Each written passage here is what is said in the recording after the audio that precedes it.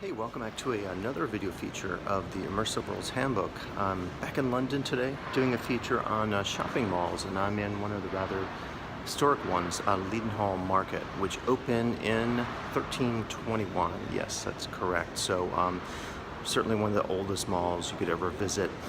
It's been obviously changed over the years. It's been used in movies, including Harry Potter, for those of you who are Potter fans.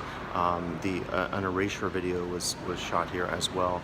And you know, it just has that sense of the patina of history.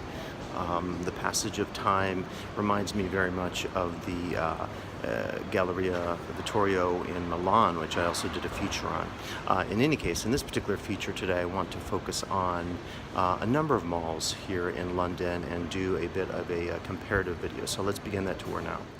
All right, so we'll begin the tour today here looking at Leadenhall Market in London. I will also take you through a few other mall spaces that I think are worthy of our attention today. This mall, of course, as I mentioned in my intro recorded on site, is one of those that when you visit it, you do really feel like you're in the presence of history. And you'll see some chains here. You'll see chains like the famous Pizza Express. You'll see others. And they all blend in quite nicely when you look at the facades here.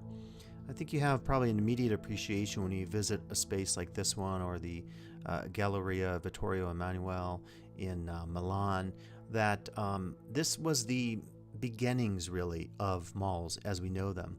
If you read the thinker Walter Benjamin, his work on the Arcades Project, you know that malls or arcades had such a rich history hundreds of years ago in so many countries in Europe, and we're seeing, you know, the residue of this, right? We're seeing the remains of history here. The structures itself often are there. The location obviously hasn't changed, but the types of goods and services that are offered in a space here like Leadenhall Market in London have changed over time. And for me, you really are in the presence of history when you visit a mall like this particular mall. It's quite different to compare this mall, say, to Westfield London, which we'll get to a little bit later, and even the mall or shopping spaces of Camden. And I think it's always something that if we're students of design, we should appreciate opportunities to study design and immersion. And here's the Pizza Express facade that I mentioned. You can see it perfectly fits in with the surrounding atmosphere. But it's always an opportunity, I think, to visit spaces like these to appreciate what's happening in terms of design. Is there something consistent and coherent that can bring together the whole when we experience the disparate or different spaces, goods, and services that we see in a space like this? And I think for the snobs out there who don't study design in spaces like these because there's the feeling or the appearance that there's something so consumerist about what we're looking at, there are missed opportunities, because malls often do not get counted when we're talking about design in popular culture spaces. And I think it's really sad that that's the case. So it's an opportunity for all of us, I think, to really take in what is here if we're in this city in London, to take a visit and really appreciate what's happening. As I mentioned earlier, the Harry Potter history from the first movie, the feature with Diagon Alley, is also an opportunity, I think, to think about how spaces become imparted with histories because of tourism, because of film history, and thus they become sites of pilgrimage for people. And so that's another interesting side of thinking about shopping malls here in the case in London. Now, since we're in London for this video feature, I thought I would show a few more malls that I think contrast greatly with what you see at Leadenhall Market. So this first one is Box Park, and since I've made this video, I've been following a little bit the story of Box Park, and I know they're opening other locations throughout the UK. For me, it's a pretty exciting mall. It reminds me immediately of Bikini Berlin. You should certainly check out my video on Bikini Berlin, and by the way, I have a separate video on Box Park London, and I get into much more of the detail of what this mall is about, how it fits in with the historic Shoreditch area, and what it offers to guests. And so this mall, I think, obviously has its own history. Just because it's newer than Leadenhall doesn't mean it doesn't have history, right? It has its own history.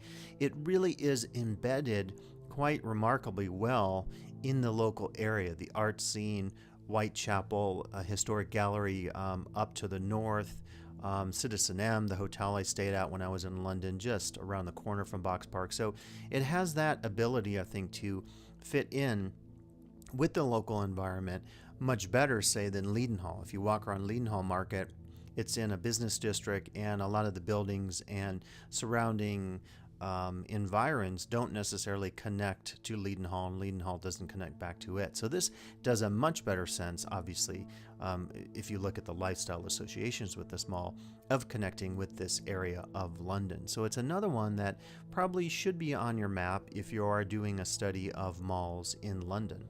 And you're seeing here a shot of Old Spitalfields Market, which is just nearly down the street from Box Park, London.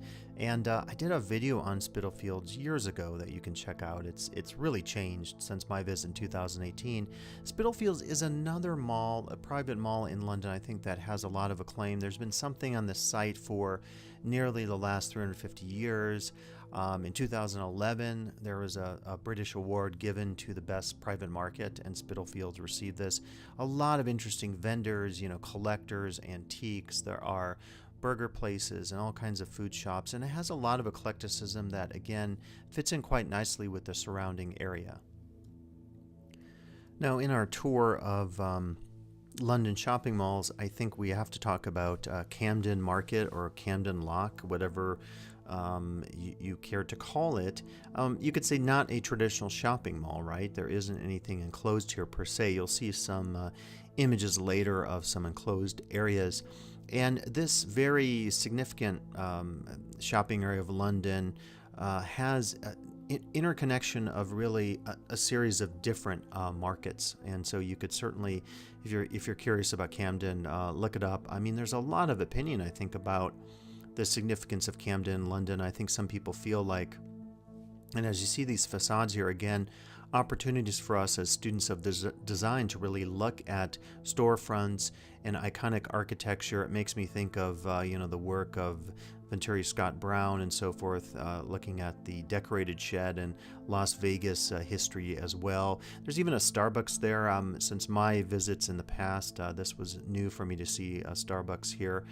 But I think an opportunity to think about eclecticism, style, the connection of both mainstream brands and franchises with locally significant design centers of different sorts. You see here with the Serial Killer Cafe. And what's interesting about Camden is that it is the fourth most popular tourist attraction in all of London. And I read somewhere that over 250,000 people per week will come to Camden to visit its various eclectic spaces. I will, by the way, have a feature just on this shop, which is called Cyberdog, which for me was a must-see to do on my list in London. Now, we also can look at Westfield, London. And this particular mall is a little outside of central London to the west, and if you want to visit, you can take the very efficient subway system to get there. It's quite a few stops depending on where you're staying. Reminds me a little bit of Maisel. This is an image here of the mall in Frankfurt, and it has this interesting postmodern feature that kind of juxtaposes or shoots through the mall itself.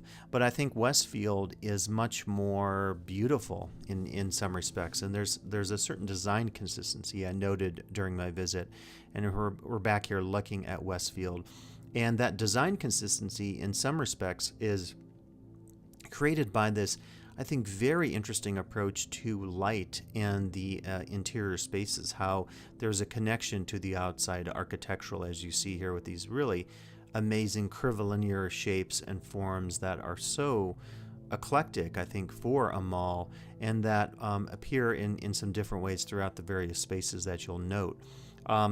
This image here is from Crystals in Las Vegas, and it's another mall for me that really does have a beautiful design aesthetic. It's much different, I think, in terms of the shops.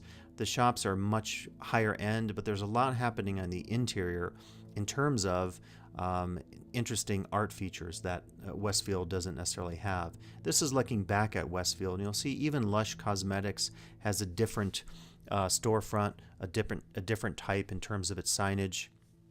Here's a little bit more of that exterior space and the light coming in to create some really interesting shadows here that you see. And again, this is a reminder for me that malls can have beauty to them, and there are opportunities to really appreciate them at this level. And I will have, I think, another video on Westfield just to give you a better sense of what it's like, and also a video on Kidzania, which was my main reason for visiting the mall during my trip in 2018.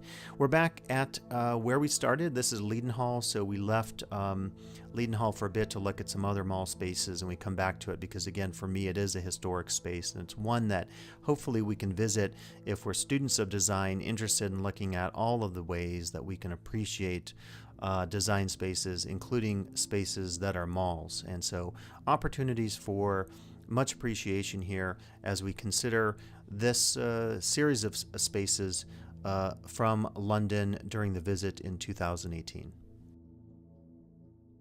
All right, I hope you enjoyed the video feature today here at Leadenhall Market in London, looking at not just this mall, but other malls as well. So please come back for additional video features of the Immersive Worlds Handbook.